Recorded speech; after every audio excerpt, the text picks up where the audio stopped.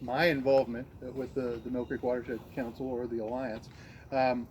Looking back into our records, I mean, the first talks between the Watershed Council and the city go back into the summer of 2016.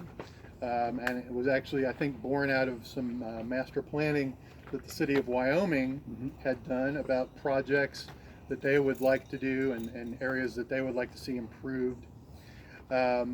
So, you know, this goes back quite a few years, and these kinds of projects take quite a while to develop because, you know, first the community has to identify the types of things that they want done, and then groups like ours can work with the city and identify pots of grant money, whether it's state or federal, sometimes private, that you can go out and find to do the actual work.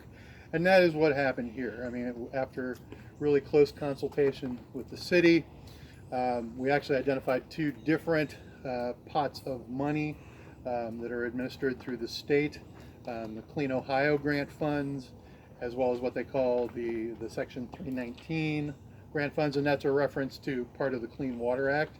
That money actually starts out with the federal government. They give it to the states, and then the states decide how they're going to distribute it out. But it starts as federal money.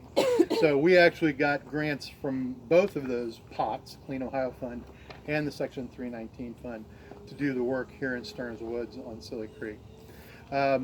And, you know, Jim's actually been on city council and has been around, probably been around this project a lot longer than anybody else here, so feel free to jump in on and add something if I get it wrong. But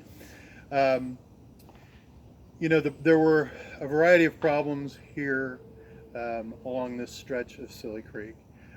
Like a lot of the Mill Creek watershed, unfortunately, there's a huge infestation of invasive species, mostly Asian bush honeysuckle, but also a lot of other things, and that is, you know, that's common